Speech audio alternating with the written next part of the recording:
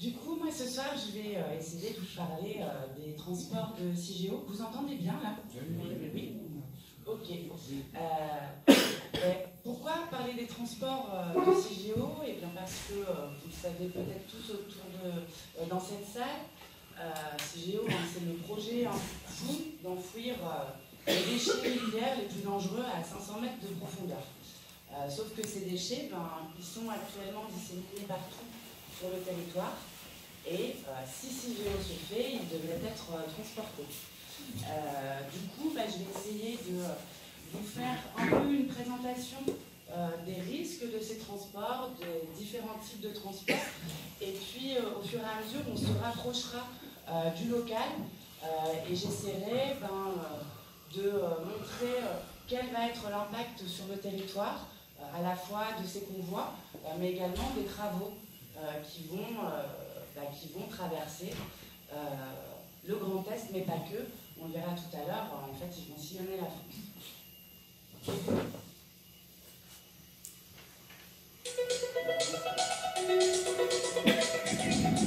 La France, c'est le pays le plus nucléarisé au monde. 58 réacteurs et toute une industrie de l'uranium. Pour produire son électricité, notre pays se fournit à l'autre bout de la planète, principalement en hiver, au Kazakhstan, en Australie et au Canada. Après avoir été extrait de la roche, le minerai d'uranium subit ses premières transformations pour devenir une pâte jaune, le yellow cake. Il est ensuite acheminé en France, où il poursuit son périple à travers l'Hexagone. Car pour être utilisé dans les réacteurs, l'uranium peut être transporté et transformé une première fois, transporté et transformé une deuxième fois, puis enrichi, puis à nouveau transporté, et encore une fois retransformé. La poudre d'uranium est ensuite conditionnée sous forme de pastilles qui sont placées dans des tubes, formant ainsi des barres de combustible. Ce combustible, hautement radioactif, est alors acheminé vers les 58 réacteurs nucléaires français, le plus souvent par train, dans des containers spéciaux appelés castors. Après utilisation dans les réacteurs, le combustible usé doit refroidir sur place dans des piscines sur une durée de 18 mois. Il est à nouveau chargé dans des castors pour rejoindre l'usine Areva de La Hague. Là, ces déchets seront, selon le terme consacré par le lobby nucléaire, retraités. Cette opération consiste à séparer les différents éléments radioactifs du combustible usé. Les éléments les plus radioactifs, contenant 99% de la radioactivité, sont coulés dans du verre. Ce sont les déchets vitrifiés. L'industrie veut, d'ici à 2025, envoyer ces déchets à Bure dans la Meuse pour les stocker à 500 mètres de profondeur.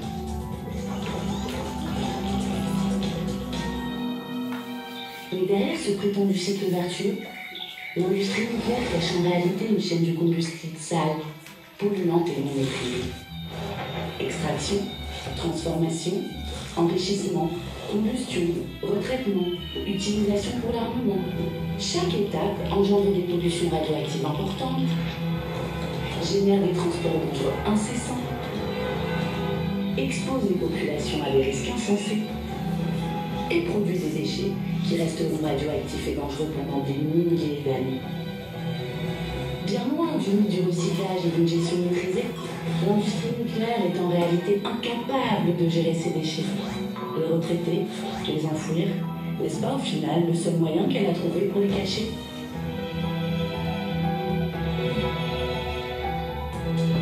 Le nucléaire est partout et nous sommes tous affectés par les pollutions qu'il génère. Alors ensemble, refusons que cette industrie empoisonne nos vies. Barrons la route à l'uranium et ouvrons la voie aux alternatives. Nucléaire, de la mine aux déchets, nous sommes tous concernés.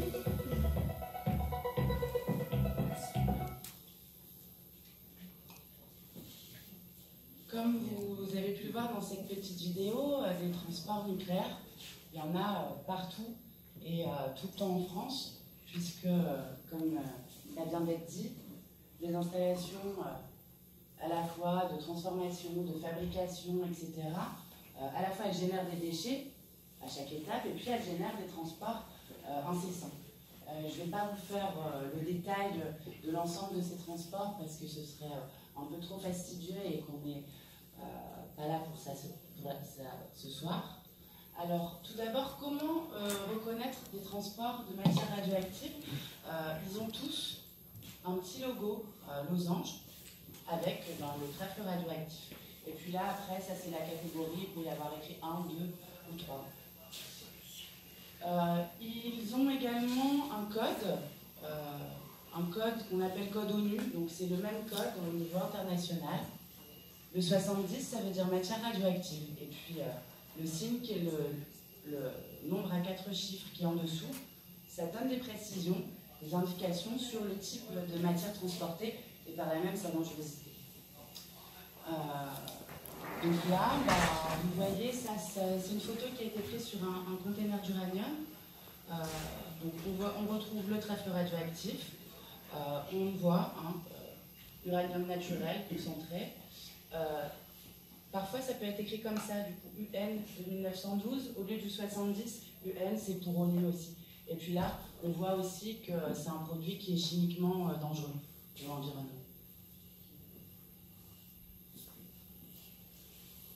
Donc je le disais déjà en introduction, aucune région n'est épargnée.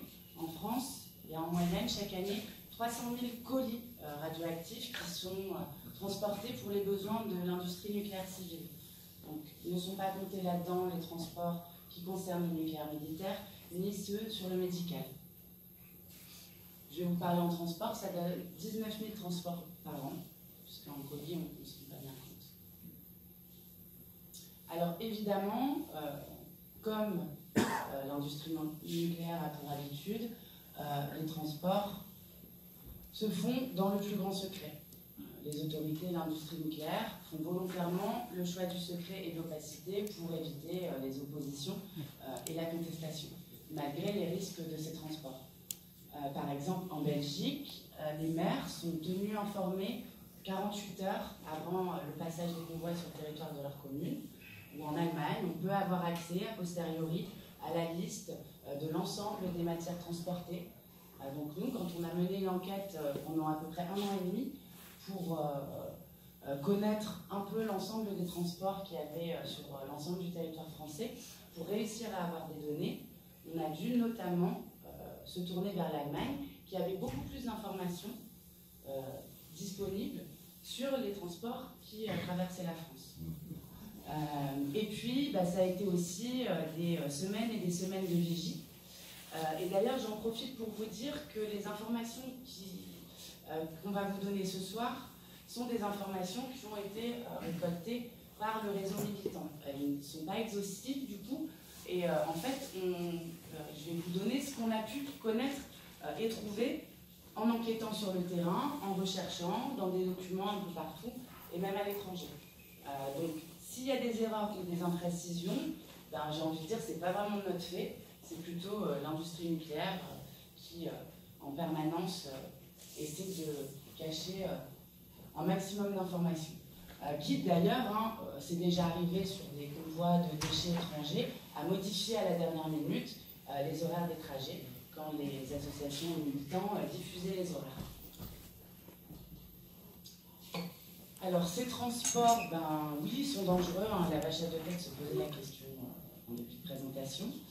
Il y a en fait 4 types de risques pour les transports radioactifs. D'abord, un risque d'irradiation externe des personnes. Donc ça veut dire que le transport est là, et quelqu'un qui passe, ça irradie. Ensuite, il y a le risque d'inhaler ou d'ingérer des particules en cas d'accident, et là on parle d'irradiation interne, c'est-à-dire qu'on va absorber une particule radioactive, et après, malheureusement, on irradie l'intérieur, et puis en fonction des particules radioactives, elles vont se coller à différents endroits du corps et générer différentes maladies. Toujours en cas de relâchement, il peut y avoir une contamination de l'environnement, et puis il peut également y avoir une réaction en chaîne. Alors ça, c'est que pour les matières fissiles, mais je ne vais pas rentrer dans ce détail-là. Et puis, certains transports cumulent les risques. Ils ne sont pas seulement risqués au niveau radioactif, mais ils présentent également un risque chimique important. l'UF6 par exemple, donc, qui est à la troisième étape de transformation de l'uranium, au contact de l'eau, va se transformer en acide fluorhydrique, qui est un agent très corrosif et toxique. Je vais vous remontrer là deux petites vidéos qui reviennent en fait beaucoup plus en détail sur les risques de ces convois pour les populations, pour les cheminots et sur les problèmes que ont posé notamment le transport par la route et par le rail.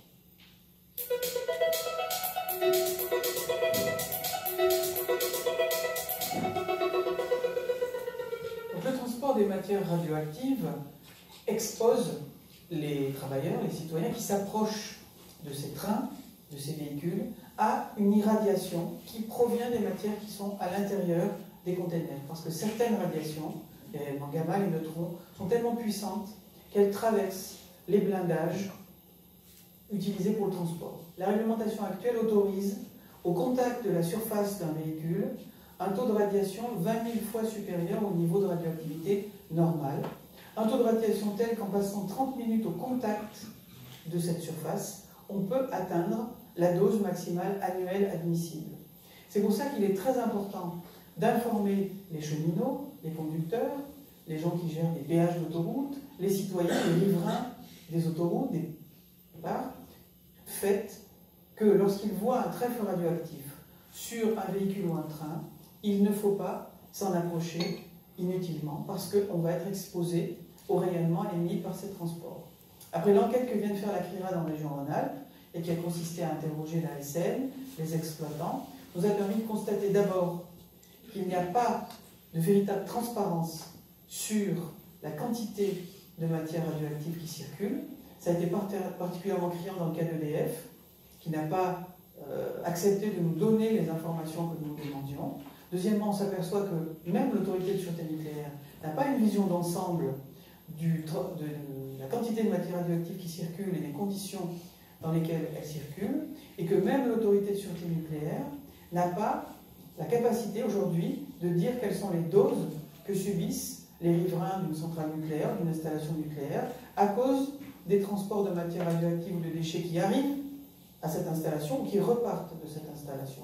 C'est très difficile parce qu'il faut d'abord faire évoluer la réglementation, et ça se traite au niveau international. Encore une fois, on a besoin du soutien et de la mobilisation des citoyens. La CRIRAD a interpellé en 2008, par exemple, et l'a refait récemment, les autorités nationales, les autorités européennes sur ces questions. Mais s'il n'y a pas une pression citoyenne, c'est très difficile de faire évoluer la réglementation au niveau international.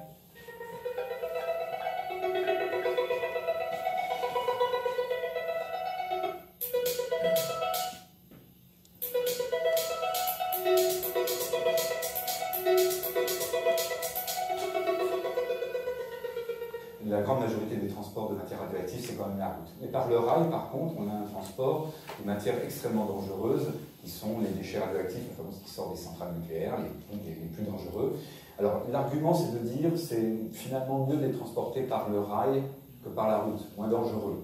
On va vite se rendre compte qu'en fait, c'est aussi dangereux par le rail que par la route, les dangers sont les mêmes, et les populations, pour le coup, sont visées de la même façon. Ces transports ne sont pas seulement dangereux en cas d'accident, mais ils ont un danger par eux-mêmes. Ils émettent des radiations. Ces radiations, si on reste près d'un château nucléaire, par exemple, une demi-heure, on prend sa dose annuelle de radioactivité. Rester une demi-heure près d'un wagon, c'est assez rapide. On a vu des policiers qui étaient chargés de garder ces wagons rester collés au wagon pour les protéger. C'est nous-mêmes qui avons été obligés d'aller voir leur chef pour leur dire il faut qu'ils avancent, ne les laissez pas coller au wagon. Ils vont prendre leur dose annuelle en très peu de temps. Quand on rencontre les préfets, comme on l'a fait dans la Drôme, on s'aperçoit que les responsables de la sécurité, on a rencontré les pompiers et les préfets, qu'eux-mêmes ne sont pas au courant des dangers qui correspondent au transport. Ils considèrent que c'est le transporteur qui doit s'en occuper. C'est le seul secteur où l'autorité de sûreté nucléaire ne peut pas intervenir.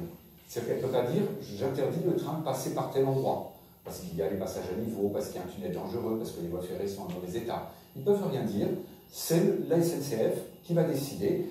Résultat, personne aujourd'hui n'est vraiment au courant des conséquences d'un accident, d'un transport par train nucléaire. Et si on regarde sur les autoroutes, on se rend compte que c'est strictement la même chose. Autoroutes et routes d'ailleurs départementales, nationales. personne n'est vraiment aujourd'hui chargé de vérifier qu'une voie ne va pas s'effondrer sous le poids d'un camion nucléaire. La réaction des autorités, c'est de dire il ne faut pas que ça se sache, parce qu'il y a un risque d'attentat, il y a un risque que les gens interviennent, bloquent ces trains, etc. En fait, on remarque assez vite que quelqu'un qui voudrait faire une action dangereuse, un attentat contre un tremblement nucléaire, il va trouver assez rapidement les horaires du train, il suffit d'aller sur Internet pour voir que tel wagon est plus dangereux que l'autre, etc. Donc ce secret ne tient pas la route vraiment. Ce qui est beaucoup plus problématique, par contre, c'est qu'en cachant les heures de passage de ces trains, en cachant la dangerosité de certains transports aux populations et notamment aux élus, de fait, on s'interdit d'avoir des informations qui sont importantes. Deux exemples. Les cheminots, moi je suis dans la Drôme, au nord de Valence, il y a un triage. Les cheminots savent que les voies ferrées de ce triage sont en très mauvais état. Ils auraient pu dire qu'il ne fallait pas passer des wagons sur ce triage. Résultat, on a eu un déraillement. Alors, un déraillement à très faible vitesse, il n'y a pas eu de danger majeur, mais on a un déraillement. Et là, les agents, les cheminots localement auraient pu informer.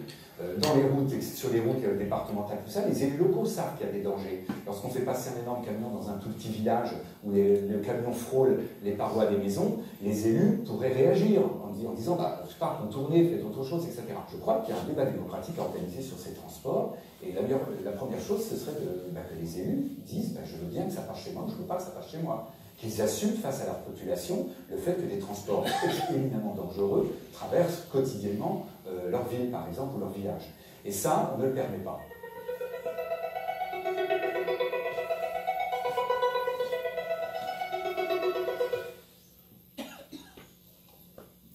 Alors avant d'en venir au potentiel transport qui arriverait dans le coin si un jour CIGEO se fait, une petite présentation des transports qui traversent déjà le Grand Est. Alors il y a des transports d'uranium par le train qui arrivent qui circulent une fois par mois dans toute la France, qui traversent en fait tout l'Est, le sud de la France et puis le sud-est jusqu'au sud-ouest pour rejoindre Narbonne. Ça, ce sont des transports sur lesquels il y a déjà eu pas mal d'actions et de mobilisation. Et les militants allemands sont pas mal mobilisés dessus en ce moment parce que l'Allemagne a beau jeu de sortir du nucléaire. En fait, il y a encore des usines en Allemagne qui fonctionnent. Et puis, surtout, une bonne partie de l'uranium, donc le yellow cake, la page jaune que vous voyez en début de présentation, qui arrive via le port d'Hambourg pour rejoindre Narbonne. Les autres transports de ce type arrivent au Havre ou à Fos-sur-Mer. Donc ça, c'est des trains qui traversent le Grand Est une fois par mois. Ils arrivent en France par le triage de Wapping. Je ne sais pas si tout le monde voit ça. Ensuite, il y a des déchets radioactifs par camion qui traversent le coin, mais tous les jours cette fois-ci, depuis les sites et les centrales qui les produisent, vers les sites de l'Andra dans l'eau. Là, on parle de déchets dits de faible activité. Voilà, ça c'est une catégorie officielle qui est employée par l'industrie. Évidemment, derrière ces appellations faible activité, moyenne activité, ça essaie un peu de masquer que de toute façon, ces déchets et ces matières, elles sont radioactives et donc dangereuses. Donc voilà, là on est sur des déchets radioactifs par camion, d'une radioactivité pas aussi importante que ceux qui viendraient à CIGEO, mais qui restent dangereux, et donc ça, c'est plusieurs camions par jour. Il y a également quelques fois par an, alors ça dépend des années, ça dépend des contrats avec les pays étrangers aussi, mais des convois de combustibles usés irradiés qui traversent le coin par train. Ça a pu être le cas, par exemple, lors de gros transports allemands vers Gorleben. Ça a aussi pu être le cas pour des transports suisses, pour des transports italiens. Et puis, on va dire, 4-5 fois par an, des transports aussi, notamment qui viennent de la centrale de Fessenheim. Donc ça, c'est des convois dans ces gros containers Castor blancs. De toute façon, je vais vous montrer des images. Il y a également des camions de différents types de matières radioactives qui passent des nuits à la base logistique de Voie-Vacon, qui est donc une ville juste à côté de la Nationale 4. Et ça, c'est des camions tous les jours. J'y reviendrai un petit peu parce qu'il y a une histoire même à raconter autour de cette base logistique de Bois-Vacon. Et également, alors là-dessus, sur cela, on n'a à ce stade aucune information, sauf si certains d'entre vous dans la salle en ont. Du coup, ce sera le moment de les donner tout à l'heure quand on passera au débat. Mais à Saint-Dizier, il y a une base EDF Socodéi. Socodéi, c'est une filiale EDF qui a été inaugurée tout début octobre. Cette base va servir de base d'accueil pour notamment l'outillage et certains composants, on va dire, issus du grand carénage des centrales nucléaires. Et donc, ils vont être tous accueillis, donc ça, ce sera des gaz contaminés, hein, donc radioactifs, à la base de Socodéi à Saint-Dizier, qui, je le répète, vient d'ouvrir. Et du coup, ce sera intéressant, ça, d'essayer assez rapidement de pouvoir les surveiller, en sachant que cette base logistique va entrer en fonction progressivement. Donc, il y a un risque important que les transports deviennent eux aussi de plus en plus importants. Mais évidemment, comme à son habitude, hein, l'industrie nucléaire ne donne aucune information. Donc là, pour cette présentation, j'ai beau avoir cherché, je n'ai pas trouvé quel type de transport pourrait arriver à Saint-Dizier. Donc voilà, plutôt que mettre n'importe quoi. Donc ça, c'est les premiers containers dont je vous parlais, des containers d'uranium.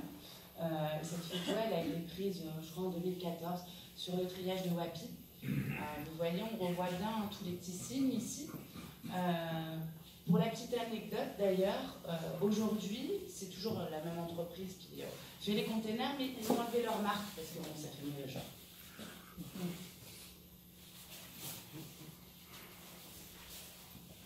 Donc ça, c'est des exemples de camions. Ça, c'est ce dont je parlais en deuxième, les camions qui traversent quotidiennement la France. De plein de sites, notamment de La Hague, de Tricastin, etc., pour rejoindre les centres de Soulaine et Morvilliers. Et donc en fonction, on va dire, de leur dangerosité, du type de matière transportée, etc., ils sont bâchés ou non. Voilà, ça c'est deux exemples. C'est ceux qu'on voit le plus souvent et que vous pouvez du coup croiser hein, sur les autoroutes et les nationales de l'Est. Oui, à Bois-Vacon, on les voit ceux-là aussi. Donc ça, justement, c'est des photos qui ont été prises. Alors, ici, ce container, il est à l'intérieur de la logistique de Bois-Vacon. Ça doit être sur l'entrée de la M4, donc en sortie de voie pour rejoindre la M4. Et puis ça, c'est en plein village.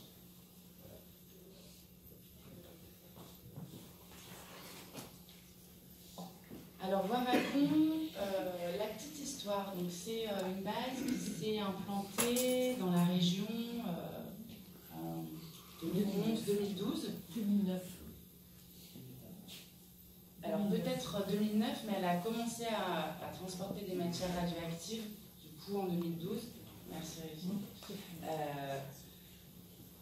En fait, au départ, déjà elle a été installée complètement en catimini. C'est-à-dire qu'il n'y a eu aucune communication quasiment sur le fait qu'Areva allait implanter une base logistique dans les coins.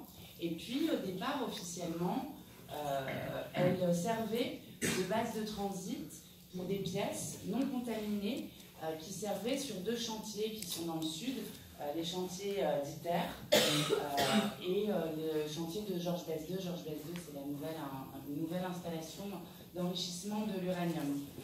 Il y avait des grosses pièces, des gros matériaux qui étaient fabriqués dans des usines dans le nord, en Allemagne et aux Pays-Bas.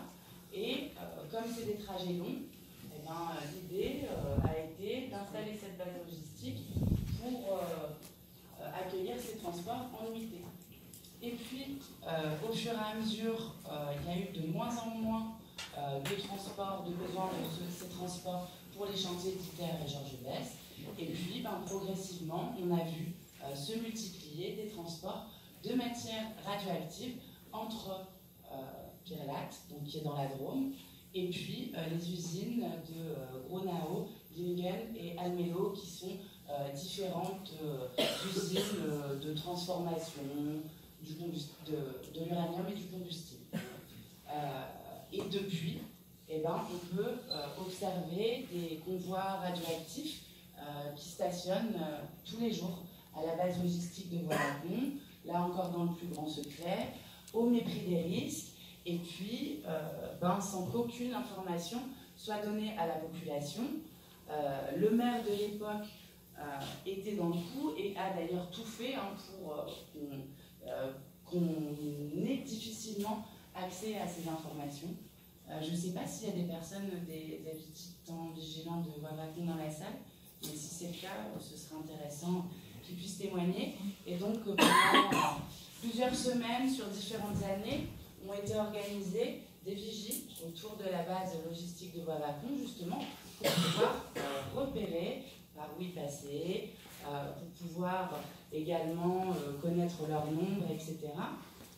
Et pour la petite anecdote, quand le collectif des habitants vigilants est allé voir la préfecture, et ben en fait, on s'est aperçu que la préfecture avait beaucoup moins d'informations que nous. Et le type de la préfecture avait même demandé comme ça, mais vous ne pouvez pas continuer à aller nous prendre des photos. Voilà. Alors, il se trouve derrière la gendarmerie et en bordure de M4, quand on passe sur la M4, alors dans le sens comme ça. Pardon, oui. J'essaie de me représenter. Ouais, en fait, on la voit à gauche quand on va vers Nancy. À droite. Toujours est-il qu'on la voit. Non, pas pour le site, pour le lieu, mais par rapport à la préfecture. Oui. Je me suis présenté il y a 3 ans environ, ou 2, enfin, plus d'une année, au bureau d'environnement à la préfecture. En qualité de simple citoyen, j'ai demandé si cette installation était une installation soumise à déclaration ou une installation classée. Et à 2 reprises, il m'a été répondu que le dossier était à l'étude et qu'on ne pouvait pas me donner de réponse à ça. Le dossier est à l'étude, alors je pense qu'il doit toujours être à l'étude. Oui, mais c'est pas étonnant. C'est pas étonnant parce qu'en fait, nous, à l'époque, quand on a interrogé l'autorité de sûreté nucléaire, elle a mis énormément de temps à nous répondre parce qu'elle-même n'avait pas d'informations. Et étrangement, cette plateforme logistique est rattachée alors, anciennement à Reva LNC, qui a son siège à Valognes. Donc en fait, il n'y a même pas de siège localement. Et donc oui, on la voit de la M4, pour finir là-dessus, en fait c'est une grosse installation qui est derrière la gendarmerie. Elle est à côté d'une espèce de terminal gazier, en fait c'est de l'autre côté de Bois-Lacon. Et on voit vraiment la plateforme quand on passe par la route, et d'ailleurs régulièrement il y a des containers. Il y a une espèce de gros hangar au milieu, où ils mettent a priori les containers les plus dangereux, et d'ailleurs ils les cachent bien puisqu'en général ils mettent un camion devant, un camion derrière. C'est pratique. C'est près du canal, à Bois? Oui, c'est près du canal. C'est pas loin du canal. Pas loin.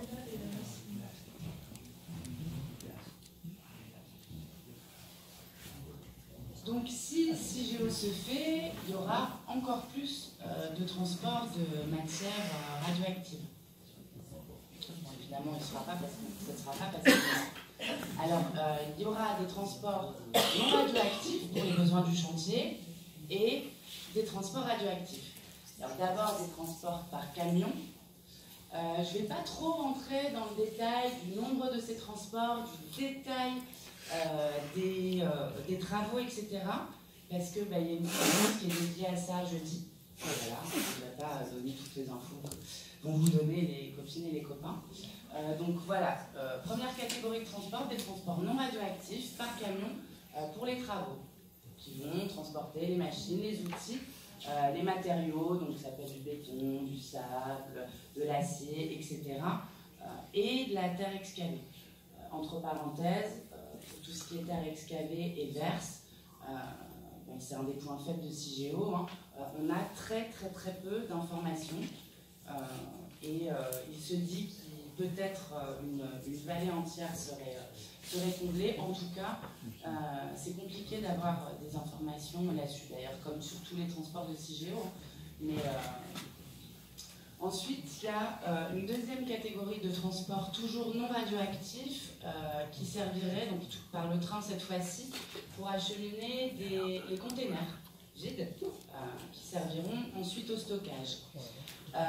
CIGEO serait exploité en 2 temps et il y aurait 2 types de bâtiments. Donc pour la tranche 1, le bâtiment EP1, sur 6 ans, ce serait 60 trains. Puis pour la tranche suivante qui durerait 66 ans, 2200 trains au total. Donc là pour des containers vides.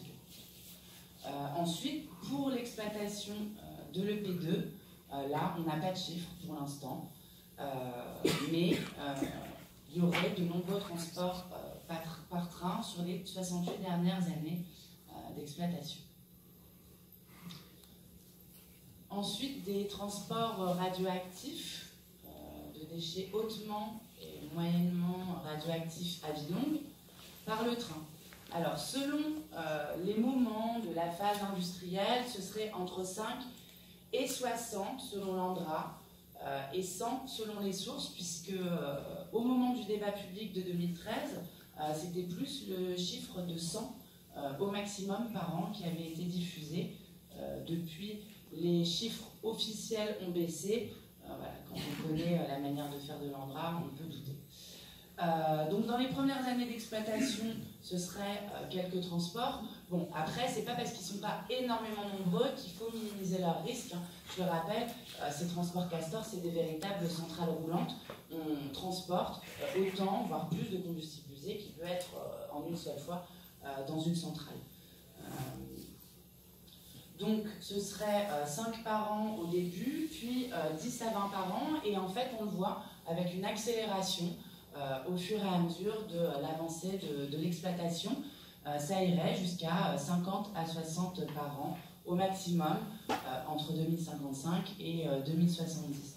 Oui, ça fait dans longtemps, je le sais, ça nous dépasse comme genre d'échelle de temps, mais il joue là-dessus aussi. Et puis ensuite, entre 2101 et 2150, a priori, jusqu'à la fermeture du site, il tablerait sur 5 par an.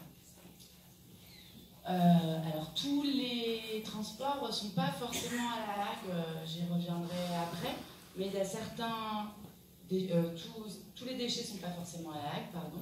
Il y a certains déchets qui sont aujourd'hui à Val-Duc, qui est une base militaire ultra secrète, qui est près de Dijon. Et donc, a priori, certains déchets de Val-Duc iront à CIGEO. Ils ne seraient pas transportés tout de suite. Entre 2065 et 2075, 100 camions sur 10 ans, ça fait 10 par an. En sachant que là encore, alors c'est encore plus compliqué d'avoir des informations que pour ce qui concerne l'industrie nucléaire civile, puisque là, on touche à des installations militaires qui sont sous le sceau du secret défense, donc il n'y a vraiment rien qui filtre. Donc après, vous dire à quoi ils vont ressembler, etc., c'est des déchets qui vont être moyennement radioactifs, donc a priori ils seraient transportés aussi dans des castors, et du coup quand ces transports castors sont réalisés par le train, c'est des énormes camions qu'on appelle des camions 1000 pattes. En fait ils ont plein de roues parce qu'ils sont très lourds et puis ils roulent tout doucement.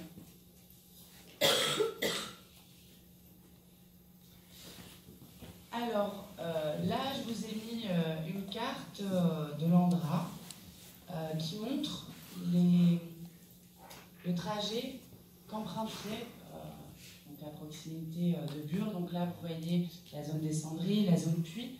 Ça, en rouge, c'est l'Azira. Ça, c'est les lignes existantes. Et du coup, donc, ils passeraient soit par Bar-le-Duc, soit par le haut, par Commercy, et puis ils arriveraient à Nansois-Tronville. Cette première ligne là, en orange, elle existe déjà, mais elle va être renforcée. J'y reviens après un peu plus en détail.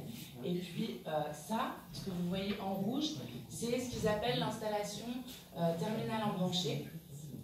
Et donc là, il va y avoir plusieurs plateformes. Et c'est l'ancienne, en fait, du coup, c'est l'ancienne ligne qui passe notamment à proximité de la gare et dans les villages.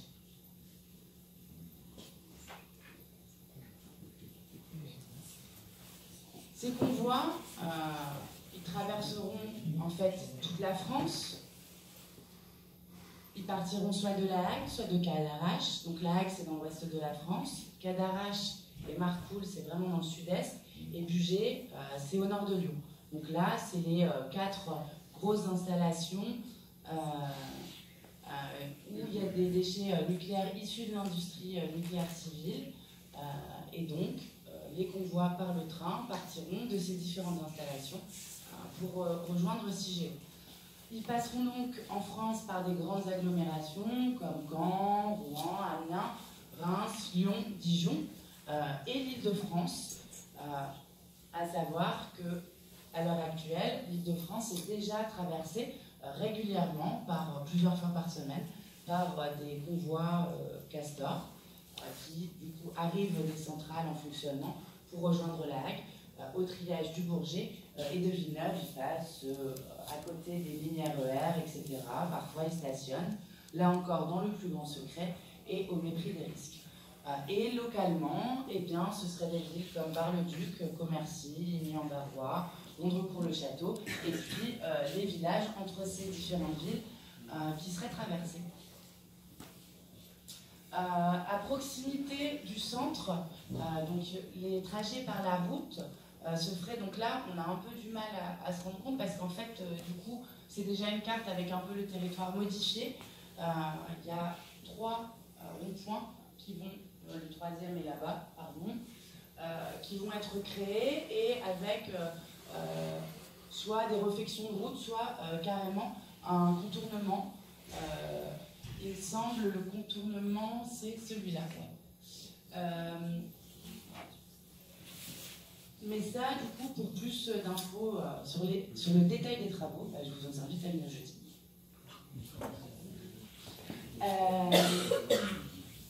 Du coup, je viens de vous le montrer rapidement en image. La desserte routière de Cigéo va nécessiter plusieurs travaux, la création d'une section de voies, le réaménagement de la RD 227 vers Bure et le réaménagement de la RD 175 vers Saudron, la construction des 3 ronds-points que je vous ai montrés. Je ne sais pas si vous voulez vite fait revoir la carte.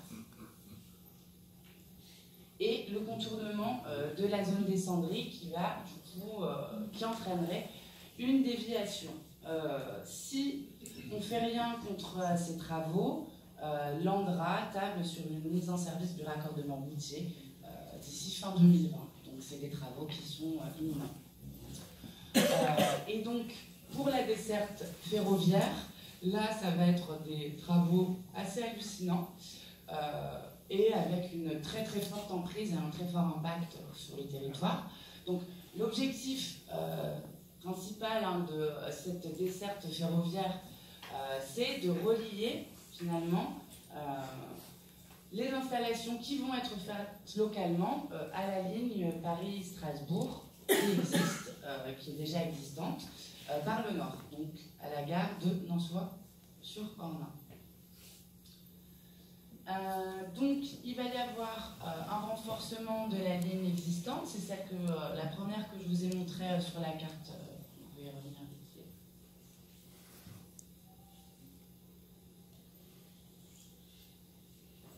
Celle-là.